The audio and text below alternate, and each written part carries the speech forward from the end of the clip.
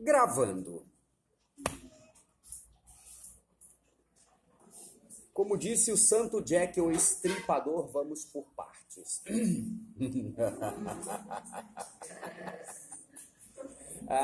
Vamos começar do começo. Só pode ser, né? Começar do começo.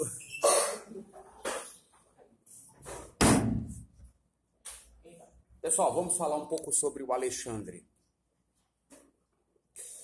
Vamos falar um pouco sobre o processo de helenização imposto por Alexandre.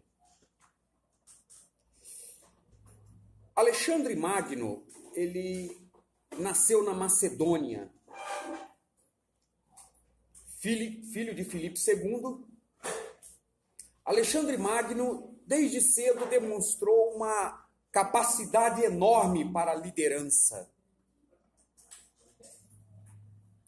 A questão é que o Alexandre, ele estava sendo treinado como príncipe regente para assumir o império de Alexandre, de Filipe. E foi exatamente isso que aconteceu. Filipe II da Macedônia, ele morre, é assassinado, e após o assassinato de Filipe II, o Alexandre assume o poder. Aquele príncipe regente, até então, deixa de ser príncipe regente e se transforma em imperador. A grande questão é que, quando o Alexandre se transforma em imperador, o que aconteceu? Aconteceu que o Alexandre, ele tinha a finalidade de dar sequência às campanhas militares empreendidas a princípio por Filipe II. Se Filipe II da Macedônia havia conquistado todas as cidades-estados dentro da Macedônia, e quando eu digo cidades-estados, eu me refiro a cidades-estados independentes entre si. Se ele havia conquistado todas essas cidades-estados e se transformado no grande senhor da Macedônia, agora o Alexandre, ele quer conquistar todo mundo conhecido até então. O que o Alexandre faz? Bom, agora nós somos senhores da Macedônia. Eu quero estender as nossas fronteiras, quero estender as nossas conquistas, quero levar a nossa cultura para os que não possuem a mesma cultura que nós. Como eu vou fazer isso? Através das conquistas. É somente através das conquistas que eu posso levar a minha cultura aos conquistados. E foi exatamente isso que aconteceu, gente. O que aconteceu foi que o Alexandre, ele começa a invadir algumas cidades-estados dentro da própria Grécia, agora no território grego.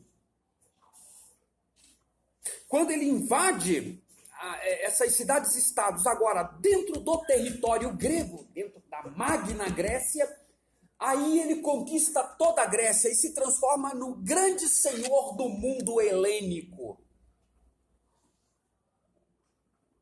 Agora não mais apenas senhor de toda a Macedônia, de todo o território que compreende a Macedônia, mas agora senhor de todo o mundo helênico, ou seja, de todo o mundo grego conhecido até então. Só que a questão é a seguinte, a questão é que o Alexandre não para por aí, ele quer levar a sua cultura, né, também a outros povos, ele quer fazer com que a cultura helênica ela transcenda ao território grego. O que ele faz? Ele empreende algumas campanhas militares e agora essa campanha militar que ele vai empreender é contra o maior império que o mundo havia conhecido até então, que era o Império Persa. Nessa época, quem governava o Império da Pérsia era o rei Dario III. Após sucessivas batalhas, o Alexandre vence o rei Dario III, que era o imperador do Império da Pérsia, numa batalha histórica, numa batalha decisiva que passou a ser conhecida como a Grande Batalha de Gaugamela.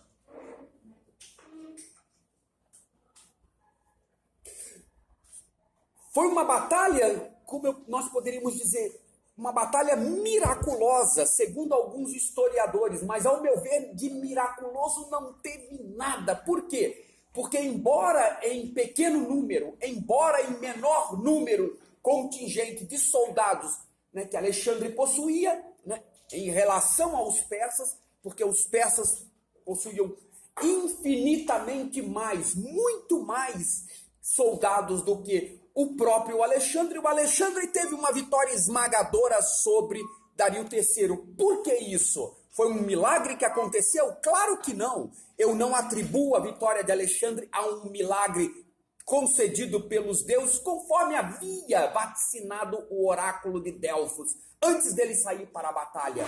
Mas não.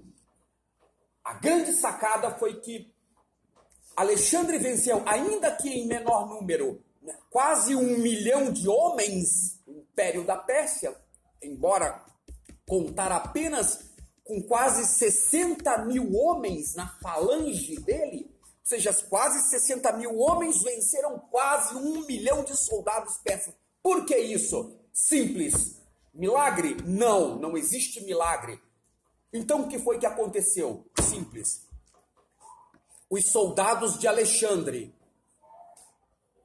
eram guerreiros notáveis. Eles haviam recebido treinamento aos moldes espartanos.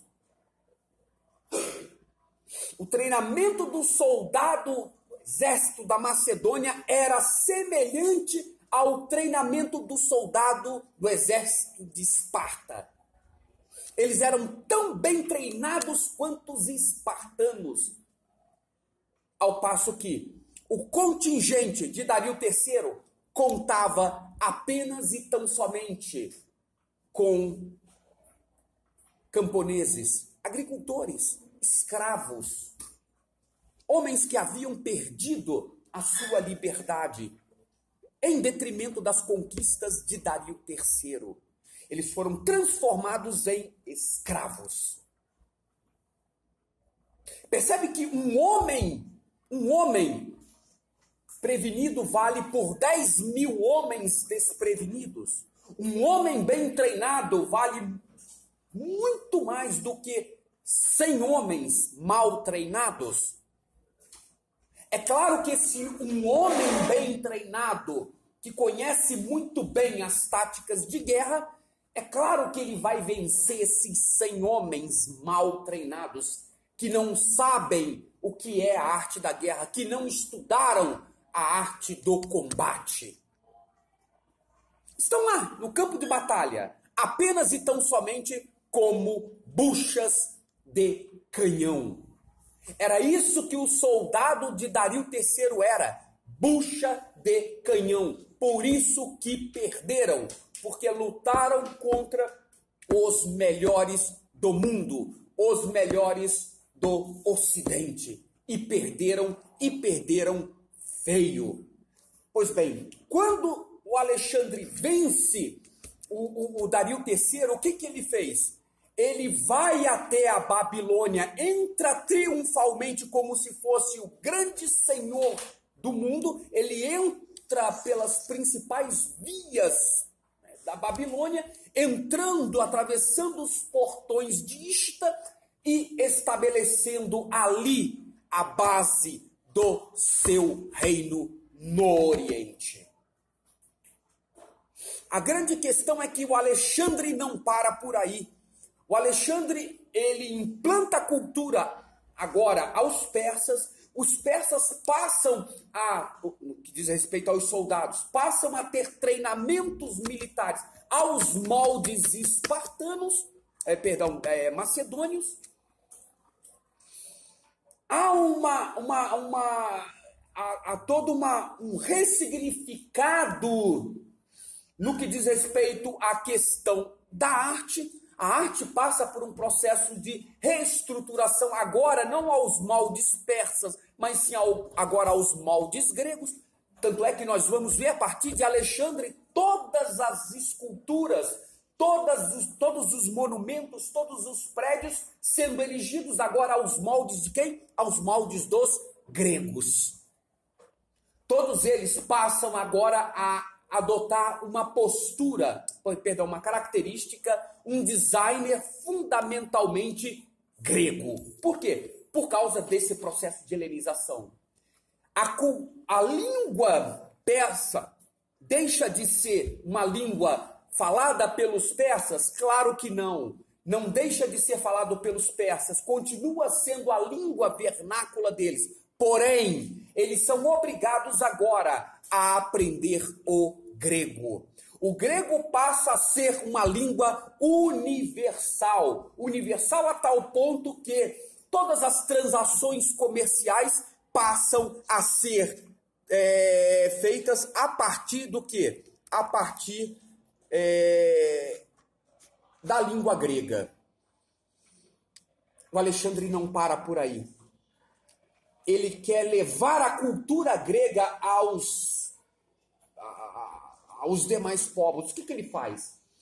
Ele pega o seu exército, né? Agora, não somente macedônio, mas também persas e bem treinados, e desce com quase 700 mil homens ali às margens do Indo-Kush. Ele passa por todo o território da Caxemira até chegar na Báctria, onde hoje é o Afeganistão. Quando ele chega na Báctria, onde hoje é o Afeganistão, ele conquista a Báctria, estabelece a cultura grega na Báctria, e ali ele contrai um casamento com uma bactriana chamada Roxana. E dela ele tem um filho, que seria o seu herdeiro universal. A questão é, quando Alexandre conquista a Báctria, ele quer levar novamente a cultura, agora para os asiáticos. O que ele faz? Continua margeando o Indo-Kush até chegar no Egito. Chega no Egito, é aclamado como faraó pelo oráculo, pelo sacerdote egípcio. Sai do Egito, conquista todo o Egito, implanta a cultura grega no Egito, funda cidades como, por exemplo, a Alexandria. Por isso que Alexandria tinha esse nome. Por quê? Porque foi fundada justamente por ele. E dali ele vai para onde? Ele vai para a Índia. Ele vence as tribos do norte. Ao vencer as tribos do norte, ele precisa de um desafio. Ele quer vencer as tribos do sul. Só que tem um detalhe. As tribos do sul habitavam lugares fechados, como, por exemplo, mata. E não era especialidade do macedônio lutar em campo fechado. O que lhe aconteceu? Aconteceu exatamente que ele foi derrotado. A maioria esmagadora do exército de Alexandre foi dizimada, vencida pelas tribos do sul. E aí ele retorna para a Babilônia, e lá na Babilônia, antes de completar 33 anos, um mês antes, ele morre. E aí? E aí que o Império de Alexandre, ele não se dissolve. Ao contrário do que muitos pensam, o império dele não se dissolveu. O império dele apenas se fragmentou. Quando eu digo que o império dele se fragmentou, eu estou afirmando que o império dele foi dividido em 4 partes. Cada general desse assumiu uma extremidade do império. E ao assumir cada um uma extremidade do império, o que eles fizeram? Cada um governou essa extremidade ao seu bel prazer, segundo os seus moldes, segundo a sua filosofia política, segundo o seu ideário. Mas preservando ainda toda a identidade, todo o ethos do homem grego. A questão é, o que levou à derrocada do Império de Alexandre? O que levou à derrocada do Império de Alexandre foi justamente o fato de que o Alexandre concedeu, melhor dizendo, aos bárbaros os mesmos direitos que o cidadão grego. Quando ele concede aos bárbaros os mesmos direitos que o cidadão grego, há uma descaracterização da polis. Havendo uma descaracterização da polis, há uma descaracterização do homem grego. O que a polis tinha a ver com o homem grego? Tinha tudo a ver. Sabe por quê, gente? Que tinha tudo a ver com o homem grego? Simples. Porque quem dava a dimensão normativa para o homem grego era a polis. O homem grego só era o que era dentro da polis. Fora da polis, ele perdia a sua dimensão do que era ser homem. Ele perdia toda a sua dimensão do que era ser homem, e principalmente grego. Por quê? Agora nós não temos mais uma cultura uniformizada. Nós temos agora uma cultura fragmentada. Nós temos agora uma cultura globalizada. E aí? A queda da polis. A polis deixa de existir? Não. Mas a influência cultural, a influência política que a polis exercia no homem grego, ela deixou de exercer. Deixou de exercer. E agora? Agora que a polis foi descaracterizada, o homem deixou de se preocupar com os assuntos relativos a elas, como, por exemplo, a política e a ética. O homem grego ele não se preocupa mais com a política e a ética. Agora o homem grego passa a preocupar-se consigo mesmo. Ele deixa de voltar o seu olhar para os assuntos da coisa pública e passa a voltar o seu olhar para os assuntos relativos a ele mesmo. Diga. Vai. A ele. E aí surgem as escolas de pensamento, como, por exemplo, o estoicismo, epicurismo, neoplatonismo, pirronismo, ceticismo, o cinismo e tantas outras escolas. Está respondida a sua pergunta, seu Galete? Mais uma pergunta. Diga. Então, o Felipe, segundo ele começou, e o Alexandre fez a maior parte. Sim, o Alexandre dá sequência a esse processo de helenização imposto a princípio por Filipe II. Porque o Filipe II ele queria também levar a cultura grega, a Macedônia, a todo mundo helênico. Só que para fazer isso, ele precisava vencer primeiro as cidades-estados dentro da Macedônia. E foi isso que aconteceu. Ele vence a maioria esmagadora das cidades-estados dentro da Macedônia, né, e se transforma no grande senhor da Macedônia. Daí o título, Filipe da Macedônia. Só que Alexandre, após a morte dele, dá a cabo isso, dá sequência a isso, e dá a cabo. Ele finda esse processo de helenização. Em outras palavras, o que seria esse processo de helenização? O processo de helenização seria o processo de globalização da cultura.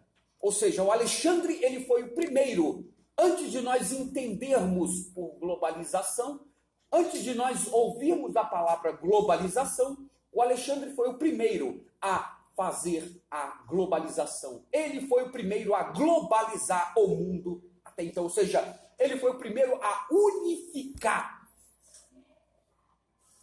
Entende agora o porquê o Novo Testamento foi escrito em grego? Por que todo o Novo Testamento está em grego? Porque o cristianismo ele surge enquanto movimento sociocultural dentro de um período, né, em que a cultura grega estava em pleno processo de efervescência. Ou seja, a língua grega era considerada como a língua universal, como o inglês é hoje. Percebe? Em qualquer canto do mundo que você for, se você falar o inglês, você entende. E a maioria das pessoas em qualquer canto do mundo hoje falam o inglês. A relação que nós temos hoje para com o inglês, eles tinham naquela época para com a língua grega. O cristianismo surge justamente dentro desse contexto, né, de efervescência da cultura grega. Por isso que o Novo Testamento foi escrito em grego, numa língua universal, de modo que todos pudessem entender universalmente a mensagem do Evangelho. Por isso que foi escrito em grego. Mais alguma pergunta? Oi? que aconteceu com o filho de Alexandre? Pois bem, após a morte de Alexandre, né, tanto a Roxana quanto a Olímpia e o filho de Alexandre, que seria o seu sucessor direto, foram assassinados, possivelmente a mando dos seus generais, na tentativa de evitar um golpe de Estado por parte tanto de um quanto de outro, tá? Temendo um golpe de Estado. Então mandam assassinar os descendentes diretos de Alexandre, para evitar um golpe de Estado. Porque os generais de Alexandre não eram descendentes de sangue dele. Após a morte dele, o império dele é dividido em satrapias, que são províncias, né? Então são 4 satrapias, 4 principais. Mais alguma pergunta aí? O que o senhor quer saber da escolástica? Tá, o que era o método de pensamento crítico escolástico? Bom, para que possamos entender o que é escolástica, nós temos que entender qual foi o objetivo da escolástica. Bom, a escolástica surge, né, ali na Alta Idade Média. Percebe? A escolástica surge ali dentro do contexto do reinado de Carlos Magno. Era desejo de Carlos Magno levar a cultura aos seus as pessoas que faziam parte do seu reino. Ou seja, era desejo dele levar a cultura grega àquelas pessoas que estavam subjugadas ao Sacro Império Romano Germânico. Tá? Então, partindo desse princípio, o que o Carlos Magno fez? O Carlos Magno, ele contrata alguns indivíduos que eram considerados como pessoas notáveis do ponto de vista intelectual naquela época, como, por exemplo, o Alcuino, que foi um grande pedagogo, monge Alcuino. Junto com o monge Alcuino, foi contratado também o João Escoto.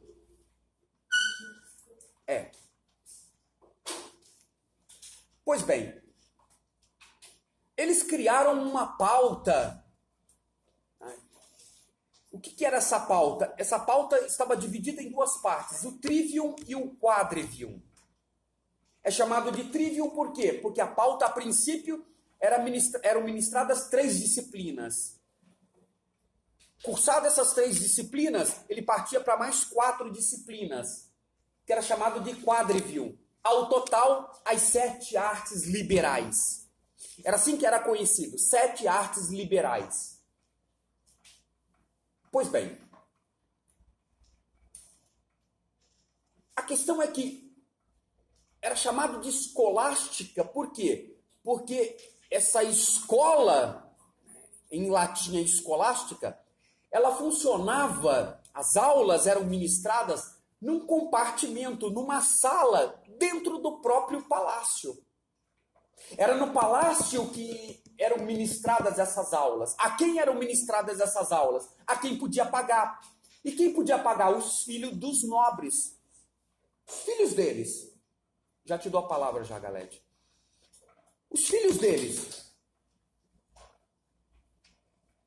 Eles podiam pagar. Por quê? Porque demandava muito dinheiro. Era um empreendimento muito caro, educar o homem naquela época. Então só quem tinha dinheiro que podia pagar por essas aulas. Pois bem, com o passar do tempo, essas escolas foram ganhando notoriedade por todo o império. Todos os palácios, na época, né, estavam nos lugares que estavam subjugados ao império de Carlos Magno, passaram a também adotar esse sistema de ensino. Quando o Carlos Magno percebeu, né, a maioria esmagadora das pessoas, principalmente a nobreza, que fazia parte do reino dele, os vassalos dele, né, constituía o quê? Constituía uma nobreza fundamentalmente culta. Isso foi ganhando notoriedade por toda a Europa. Essas escolas transcenderam aos limites do império de Carlos Magno. A questão é, na medida que o tempo foi passando, essas escolas foram ganhando notoriedade, elas foram ganhando também, abarcando alunos de todas as partes da Europa. Todos os nobres europeus mandavam seus filhos para essas escolas na tentativa de culturalizar esses jovens. Eles iam fazer parte da nobreza vigente até então. E aí, o que aconteceu? Aconteceu que elas ganharam notoriedade, como eu acabei de falar, até que lá no século XII houve uma grande revolução cultural.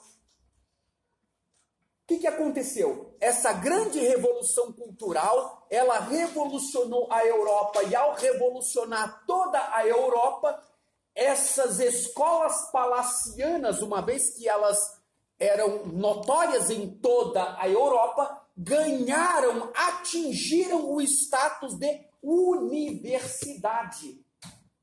Universidade.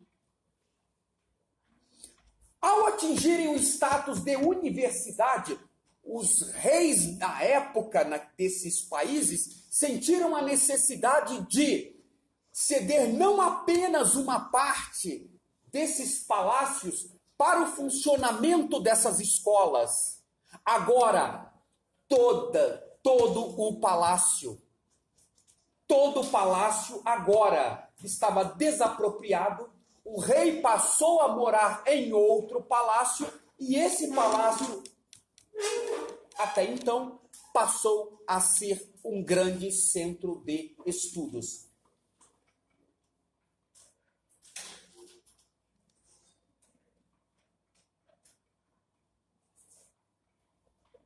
Um grande centro de estudo. E aí?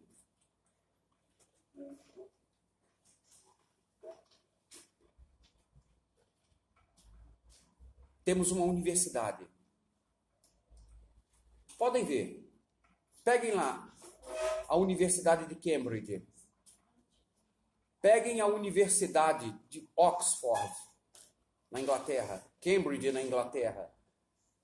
Vejam a arquitetura da Universidade de Sorbonne, na França. De Montpellier, na França.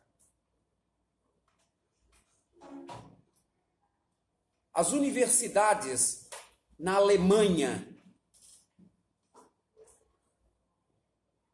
Analisem, reparem na arquitetura. Todas essas universidades possuem uma característica palaciana. Por que elas possuem uma característica palaciana? Porque a princípio eram palácios que foram transformados em centros de estudos e pesquisas para o desenvolvimento do homem europeu. Por isso que elas possuem toda uma característica. Pega as universidades, por exemplo, de Coimbra. Pega a Universidade de Coimbra. A Universidade de Braga. Elas possuem uma característica, uma arquitetura palaciana. Por quê? Porque eram palácios. E aí nós temos uma universidade. Por que universalidade? Universidade, porque a palavra universidade vem do latim universia. Universia significava para o homem europeu a universalidade, ou seja, a totalidade do conhecimento. Eles visavam ensinar, instruir ao homem europeu todas as pautas que dizem respeito à plenitude do conhecimento humano. Matemática, geometria, música, arquitetura, retórica, teologia. Percebe que todas estas pautas giravam em torno da universalidade do homem. Porém, todas elas estavam subjugadas à teologia. Por que isso? Simples. porque nessa época a razão estava subjugada à fé. A igreja determinava a praxis, a igreja determinava a forma, o modo com o qual o homem europeu deveria pensar. Todas essas disciplinas estavam sendo coroadas, eram coroadas pela teologia. Daí aquela velha e notável expressão, né? Filosofia ancilla teologia, em latim, ou seja, filosofia é serva da teologia. A filosofia existe em detrimento por causa da teologia. Ou seja, a filosofia ela existe aqui na Europa medieval como um instrumento de corroboração do dogma católico. E aí nós temos o quê? O auge da escolástica medieval com São Tomás de Aquino, lá na Suma Teológica. Quando agora, através de métodos, principalmente de criticismos, né? Através de métodos dedutivos, ele visava o quê? Sintetizar a posição, né, cristã com a filosofia grega. Os dogmas católicos com a filosofia de Aristóteles, sobretudo a metafísica de Aristóteles. E quando ele sintetiza a filosofia de Aristóteles com os dogmas cristãos, aí nós temos o chamado aristotelismo caiado com a nomenclatura tomista, que é o quê? Que é a escolástica tomista registrada onde? Na Suma Teológica. Está claro isso? Respondi tua pergunta, bombonzinho, chuchuzinho, coisa linda do titio.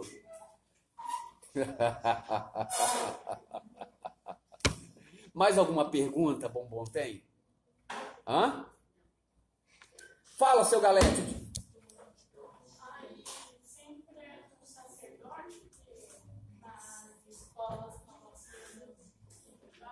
Normalmente, pessoas ligadas à igreja. Por exemplo, o mestre Abelardo. O grande mestre Abelardo, que se apaixonou por Heloíse. Mestre Abelardo era um monge, se apaixonou. Você vai ver isso numa obra escrita por ele, A História das Minhas Calamidades. O cônego Fulbert, que era tio de Heloíse, castrou ele.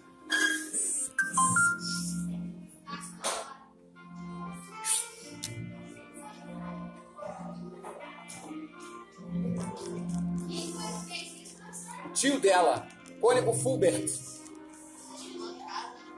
Tá numa obra escrita por ele, é a biografia dele, A História das Minhas Calamidades. E que calamidade, ó. Eu prefiro perder a cabeça.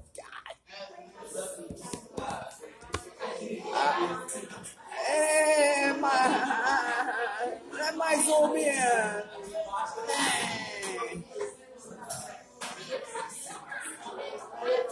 Bom, pessoal, se vocês gostaram da aula aí, tá? Deixa um likezinho aí embaixo, tá?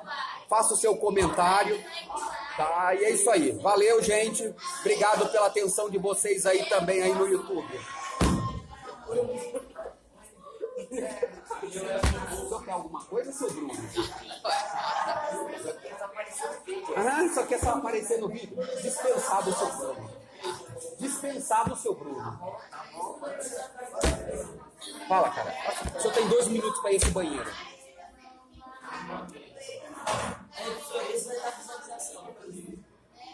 Vamos ver se vai dar mesmo, né?